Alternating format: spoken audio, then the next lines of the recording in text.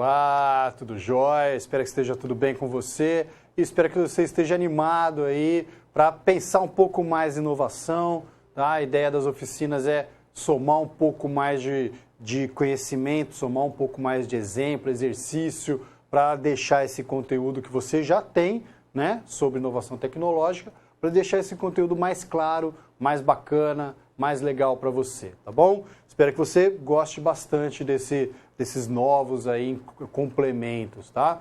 Meu nome é Ricardo, eu vou te acompanhar, né, nessas oficinas aí sobre inovação tecnológica. Eu tenho mais de 20 anos de experiência prática de mercado, eu sou formado pela ESPM de São Paulo, a Escola Superior de Propaganda e Marketing, e eu venho participando de projetos de inovação desde o começo da internet, lá em 1995, hora que a internet virou ali um produto comercial para o mercado comum, tá? Eu já estava trabalhando com internet.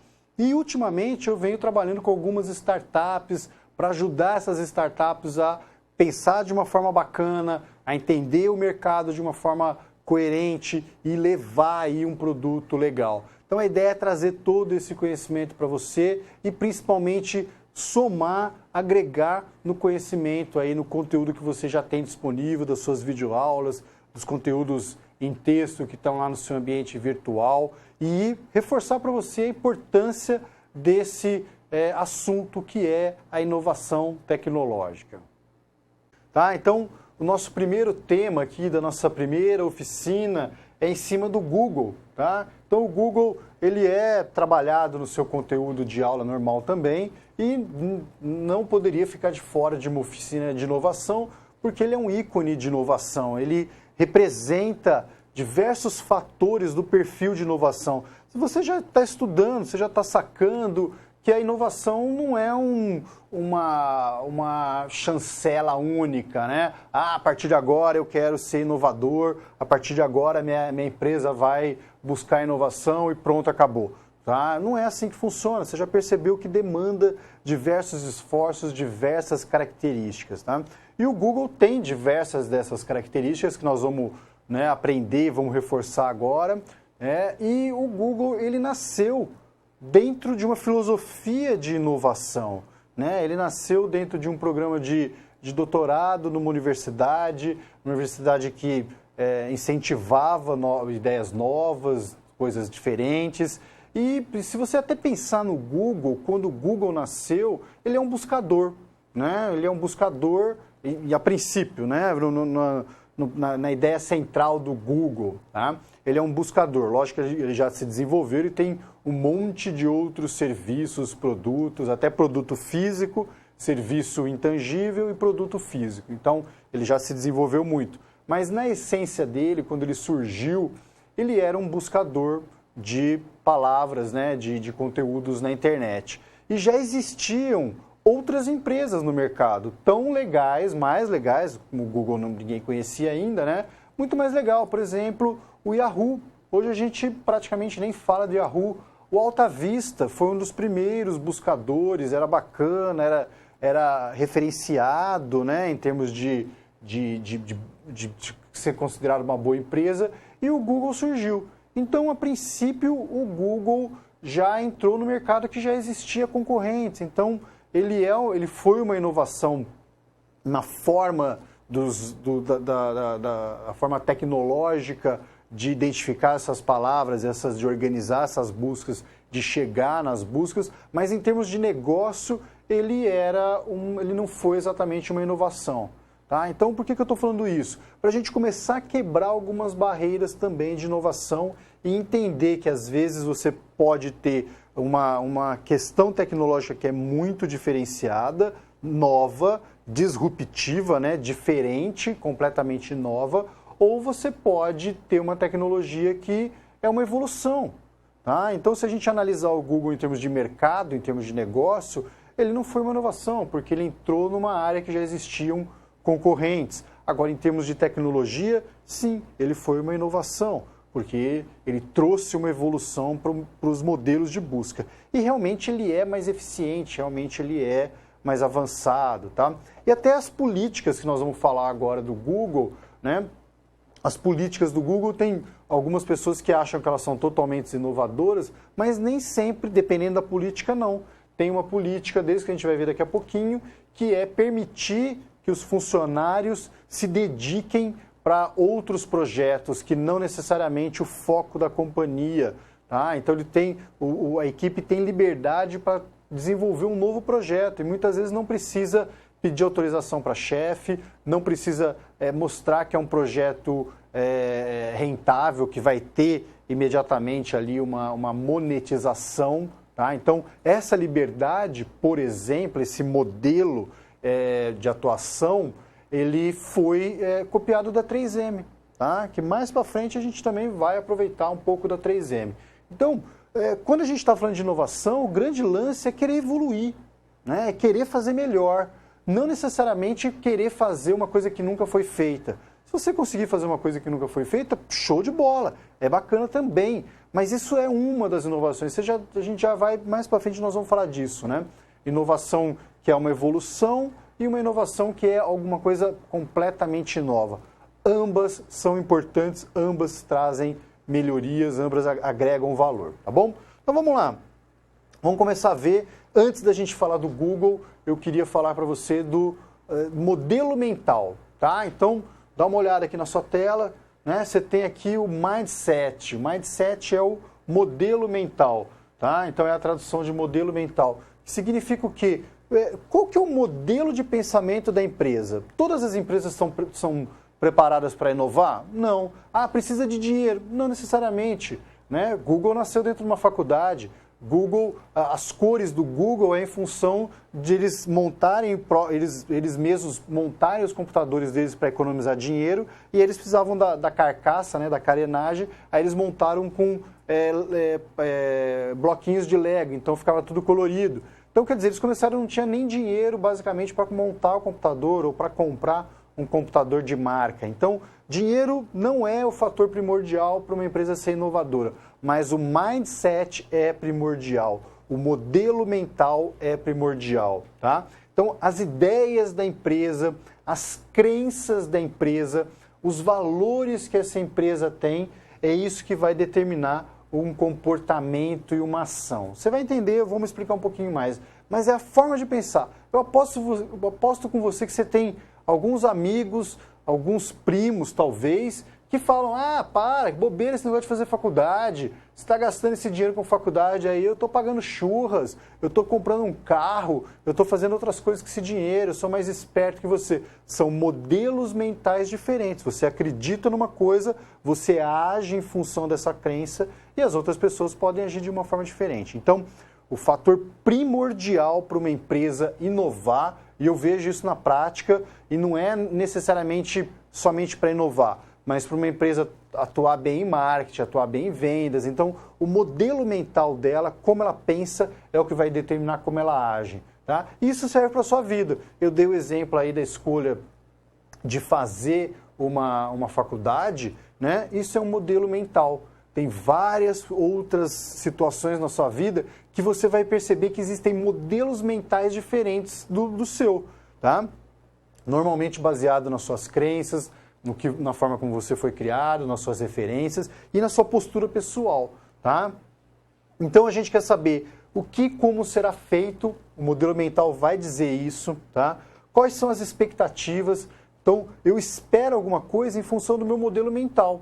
Quem é mais quietinho, quem é mais medroso, espera o pior. Eu não vou fazer isso não porque eu tenho medo. Então é um modelo mental mais pressionado pelo medo. Quais são os medos ali, ó? Quais são os medos que a sua empresa tem, que você tem, que seu chefe tem, tá? Novamente é o modelo mental que vai apontar, vai deixar um medo te travar, né? Medo é comum, medo é bom, né? O medo é legal, só que tem dois tipos de medo. Ou um medo para dois tipos de cabeça, né? Para dois tipos de mindset, né? Tem um mindset que olha para o medo e fala, putz, não vou, parei, né? Vou para trás, vou me retrair porque eu estou com medo. Tem um outro modelo mental, né? Um outro mindset que olha para o medo e fala, como que eu passo por cima desse medo? Como que eu me precavo para atuar, né? Para esse medo não virar um problema para mim, tá? Então, O medo nem sempre é um problema, nem sempre é uma situação que pode ser ruim, tá? E os enfrentamentos, como que eu vou enfrentar, o que eu vou enfrentar? Depende do seu modelo mental, tá? Depende novamente do seu modelo mental, tá? Então eu quero destacar esse aspecto para você, que é muito importante. Se desenvolva esse olhar, fique atento a esse olhar. E até alguns materiais ligados à programação neurolinguística, já estou saindo da aula de inovação, tá? Alguns conteúdos ligados à autoajuda, muitas vezes eles focam no modelo mental da pessoa, né? Muitas vezes você vê profissional que não se desenvolve porque ele tem um modelo mental de vítima, né? Fazendo uma parte aqui da nossa aula de inovação, porque a gente está falando de ser humano, tá? Então, você percebe isso nos seus colegas, você percebe isso em outras instâncias dentro da sua empresa que você estiver trabalhando, e isso vai fazer a diferença nos gestores, nos donos de uma empresa que vai ser mais ou menos inovadora, tá? Então, aqui a gente tem uma imagem, tá? Dá uma olhada aí na imagem aí na sua tela, tá? A gente tem uma imagem que mostra aqui a cabecinha verde é um mindset favorável e a cabecinha preta é um mindset desfavorável. Então veja que o mindset favorável fala, né, é uma mentalidade para o crescimento, para a melhoria. O outro mindset negativo, vamos dizer assim, o menos inovador, é uma mentalidade fixa. Olha a diferença aqui nas frases, na mentalidade inovadora. Se eu errar, né, se eu erro, eu quero tentar de novo. Olha a mentalidade mais travada, como funciona. Se eu não sei fazer, eu não quero nem tentar. Ele não vai nem errar, porque ele tem medo de errar, ele tem medo de se expor. E se ele errar, ele vai ficar totalmente frustrado e vai ficar travado, não vai fazer nada. Então é mais ou menos isso que eu quero que você perceba. Mindset, modelo mental, tá? Isso é muito importante. Olha só, né? Ouvir como as outras pessoas fizeram me ajuda para quem tem uma mentalidade aberta. Quem tem uma mentalidade fechada não gosta nem de crítica, não gosta nem de expor suas ideias, novamente por medo. O medo é um grande vilão do ser humano. Pode começar a analisar os seus medos, pode começar a enfrentar os seus medos, porque um cara inovador é um cara que adora o medo, porque ele vai passar por cima do medo, ele vai usar o medo para melhorar a sua atuação, para permitir que ele caminhe de uma forma mais cuidadosa, mais amparada, tá? Então, olha só, adoro receber feedback, olha aqui a mentalidade negativa.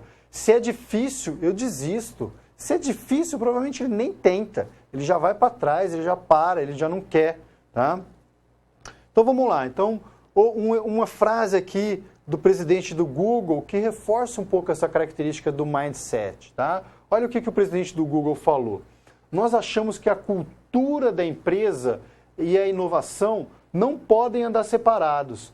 Você precisa ter cultura e você precisa fazer isso de forma certa. Então, quando ele fala de cultura da empresa, ele está falando também do mindset. Ele está falando do mindset e esse mindset vai virar orientações. Qual que é a cultura da sua casa? Ah, na minha casa a gente tira o sapato para entrar dentro de casa. Ah, na minha casa a gente recicla o lixo. A gente pensa na sustentabilidade. A gente pensa na chuvinha que vai cair, que tem que permear, tem que ser permeável. Eu não coloco cimento em tudo. Ah, na minha casa eu rezo antes de comer. Na minha casa eu xingo o vizinho. Eu jogo lixo na casa do vizinho. Eu buzino qualquer hora. Eu ligo o som alto, né?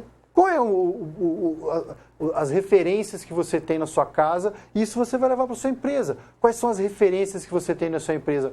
Qual é a cultura da sua empresa? A gente massacra o funcionário ou eu permito que o funcionário dedique lá um tempo para inovação?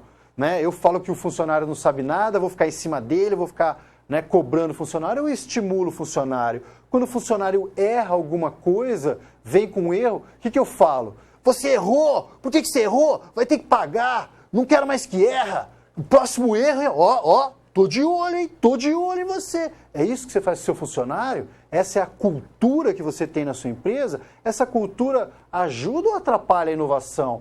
Ela ajuda ou atrapalha o mindset favorável?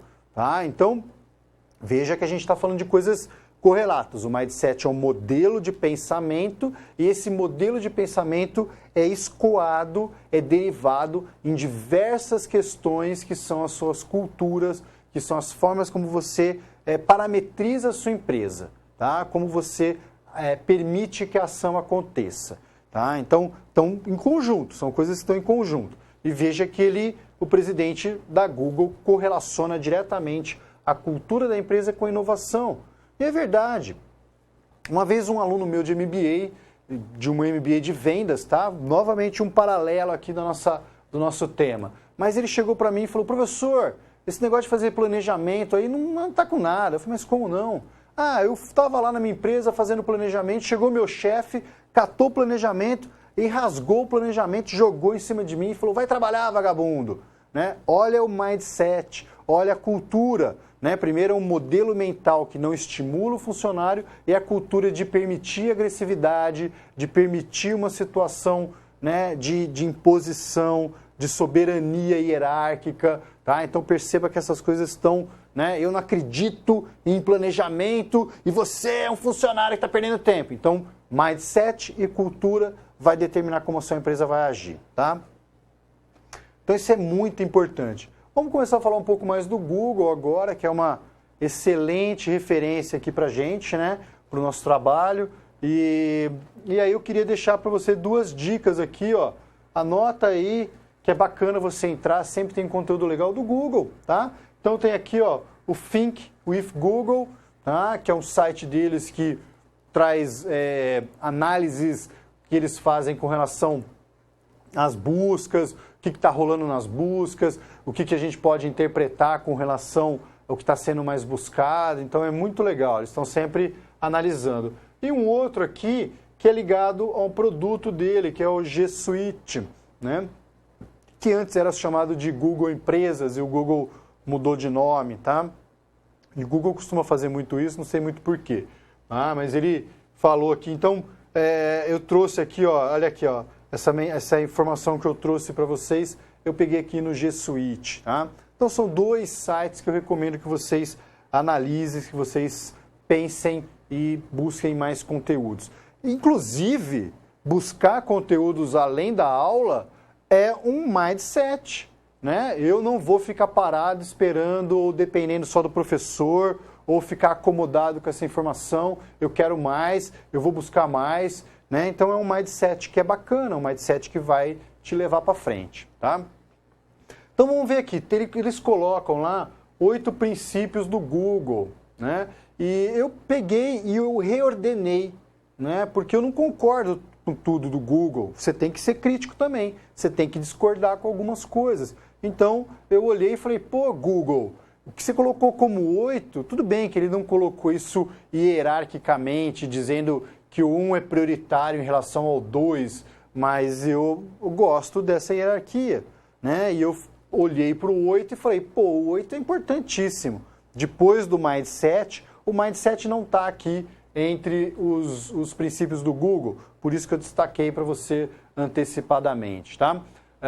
Mas um ponto que eu acho fundamental é o princípio número 8, que é você focar no usuário, perdão, né? Focar no consumidor, focar no mercado e não na concorrência. Tem muitos empresários que gostam de copiar a concorrência ou gostam de justificar uma inoperância em função da concorrência. Tá todo mundo fazendo assim, eu também vou fazer, vou ficar na minha. Para que eu vou evoluir? Para que eu preciso melhorar? Né? Cliente é chato, fica falando, né? Tá todo mundo fazendo assim. Então, cuidado com essas análises da concorrência. Você tem que sempre olhar a concorrência, claro, sempre olhar, mas não para ela te bloquear, para você se limitar a falta de capacidade dela, né? E nem para você querer copiá-los. É sempre para você tentar superar e ter a concorrência como uma referência. Olha o exemplo aqui de quem fez parecido com o Google. A Apple, né? O iPhone. O iPhone não olhou para a concorrência, porque olha o modelo de smartphone da época, né? De lá de 1997, aí 2007. Por aí, acho que é 2007. Não me lembro exatamente, mas acho que é mais ou menos por aí, acho que é 2007, né? Que lançaram o iPhone, tá? Então, olha o modelo da época era com teclado, e o Steve Jobs falou, não, eu não quero teclado, eu não quero canetinha, eu quero usar todas as canetinhas que a gente tem na mão, né? E aí os engenheiros foram contra. Imagina se o mindset, né, do Steve Jobs fosse querer acompanhar a concorrência. Ele ia falar assim, não precisa de touchscreen mesmo, né?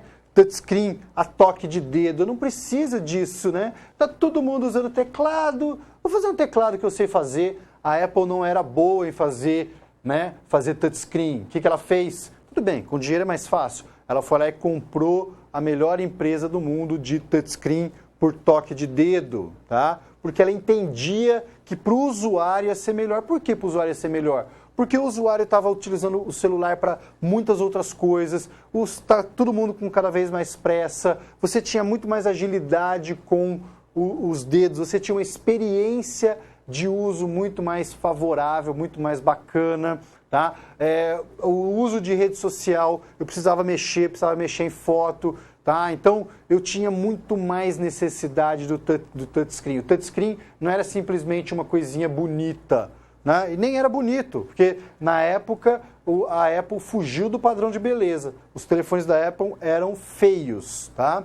Então é isso que a gente tem que pensar no usuário, o que está rolando no mundo, o que vai pegar esse usuário, onde ele vive, né? Às vezes o seu concorrente não tem um aplicativo, aí você fala, meu concorrente não tem aplicativo, mas o seu consumidor usa aplicativo de banco, usa aplicativo de um monte de coisa, né? Ele está convivendo com isso, não importa que o seu concorrente não tenha, você trabalha para o seu consumidor. A inovação serve para o seu consumidor. Inovação que não traz dinheiro, que não é aceita pelo consumidor, não é inovação, tá? É invento, tá? É brincadeira lá de professor Pardal. Inovação tem que trazer dinheiro, inovação tem que ser aceita pelo consumidor. Então você trabalha para o consumidor. Isso é uma cultura que tem que estar em um foco de pensamento, tá?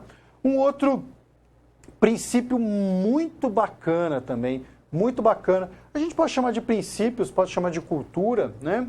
Um outro princípio muito bacana do Google, ele fala, pense 10 vezes, tá? Ou seja, tenta melhorar 10 vezes mais. Não é só 10%, é 10 vezes mais. E melhorar para quem? Para o usuário. Em relação a quem? Em relação à vida do usuário, em relação aos concorrentes. Tá vendo? Sempre a gente vai voltar nesses parâmetros. Isso é muito bacana. Você desafia a sua equipe, tá? A sua equipe vai trazer uma ideia, você vai descartar, vai trazer outra, tá? E, claro, depois a gente mais para frente a gente vai trabalhar essa questão de como descartar a ideia, né? Tem que tomar um cuidado para você não ficar bloqueando a equipe, né? Então, eu mesmo já estou me contradizendo ou me corrigindo aqui para a gente não trabalhar uma cultura que não seja boa para a inovação. Mas o que eu estou dizendo é que você tem que estar sempre inspirando a sua equipe, fazendo a sua equipe aí, né, se desenvolver e não ficar com uma solução mediana. Você pode fazer mais, você pode resolver melhor esse problema. Então, tenta ser 10 vezes melhor, tá? Um outro modelo aqui, compartilhe tudo que você puder, né? Troque informação, chame gente de fora, pega o seu invento, o seu protótipo e mostre para alguém, tá? Então compartilhe, faça a ideia passear, leve a sua ideia para passear, isso é muito bacana. O princípio número 2, né? Faça lançamentos e continue, né, evoluindo, ouvindo o consumidor, melhorando. Então, não é porque você lançou um produto, antigamente a gente falava isso, lançou um produto, praticamente acabou o desenvolvimento do produto. Hoje não, hoje a gente lança um produto para ele começar a se desenvolver, né? Tem o conceito lá de MVP, Minimum Viable Product, produto mínimo viável. É o mínimo do produto bacana, né, bem feito, que você consegue levar para o mercado, para depois ele continuar evoluindo, tá? O quarto item, né?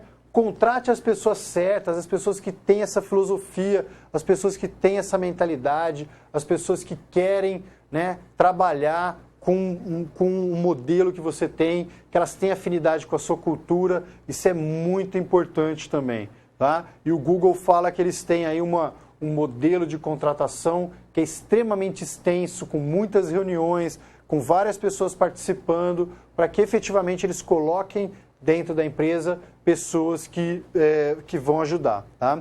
E eles falam, né? As pessoas adoram desafio e elas gostam de mudança. Então, é legal, né? Você ter as pessoas certas que pensem dessa forma, que pensem em desenvolver e pensem em fazer melhor. O quinto princípio, use o modelo 70-20-10. Já falei dele, né? Então, 70% dos projetos são dedicados ao negócio principal da Google. 20% dos projetos são relacionados, não são diretamente dedicados ao negócio principal, pode estar meio à deriva. E 10% não estão relacionados com o negócio principal, você pode fazer o que você quiser. De repente você desenvolve uma coisa nova, ótimo. Então, dê essa liberdade para os seus funcionários, é isso que o Google promete. Tá? Qual que é o sexto princípio? Procure por ideias em todos os lugares. Problemas são oportunidades, né? Vai investigar, vai conversar, vai interagir, traga gente de fora para palpitar, para analisar. Então, essa forma, ela é muito diferente da forma como eu estudei na faculdade, né? Então, veja que o mundo está evoluindo, já se alie com isso. O sétimo princípio, use dados, né? Informações consistentes. Tudo bem, o Google, ele é uma plataforma de dados, ele sabe quem clicou, onde clicou, que hora clicou, quanto tempo ficou no site, etc, etc. Então, ele é uma plataforma de dados, tá? Então, mas você como empresário, como gestor, comece a desenvolver. Tem muitas empresas que não trazem informações, não trazem dados, não trazem referências positivas, tá? Então, vamos fazer uma atividade, vou fazer uma pergunta aqui e vamos trabalhar, né? O Google soltou a seguinte afirmação: faça coisas legais que os usuários virão e depois você vai monetizar. Como que eu posso analisar isso em relação ao inovador, né? Fazer coisa legal e depois vai monetizar, tá? Como que a gente referencia isso? Primeira questão, focar no seu usuário, tentar fazer coisas 10 vezes melhor. Provavelmente você vai estar fazendo coisas legais, provavelmente você vai estar atraindo, né, um cliente aí mais interessante para você, um cliente que vai pagar mais. Então, né, como que a gente pode validar isso? É com essas informações que eu estou te trazendo. Então, é muito importante pensar nisso. Tá? Qual dos princípios do Google a gente pode atribuir à evolução do post-it? Ele era um invento e depois ele virou uma inovação. Então, o post-it foi inventado, foi um erro de cola, a cola não era tão forte, então a cola aderia e soltava, né, com uma fixação pequena, e isso não tinha uma aplicação de mercado, então ele era um invento. Enquanto ele é um invento, ninguém quer, ninguém paga por isso, não tem valor. Tá? E aí o que aconteceu é que essa ideia dessa cola, ela começou a passear. Lembra lá que o Google falou, né? Interaja, conversa com outras pessoas, leve a sua ideia para passear. Tá?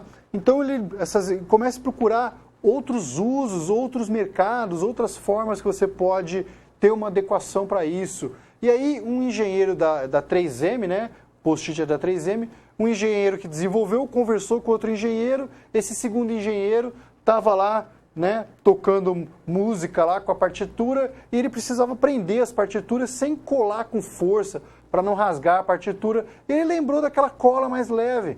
E a partir daí ele começou a desenvolver e percebeu que isso ia ser muito útil para escritório, para colégio, tá? Então, eles desenvolveram essa outra área aí da 3M. Então, perceba que se tivesse ficado dentro do laboratório, eles podiam ter matado esse projeto e não ter virado nada. Então, leve a ideia para passear, tente encaixar a sua ideia em outros lugares, converse com outras pessoas sobre a sua ideia, tá? Isso potencialmente pode ajudar, pode trazer leituras novas. Lembra do mindset. Se você é um cara fechado na casinha, você tem um mindset fechado, você não vai fazer isso que a gente está sugerindo que você faça, tá?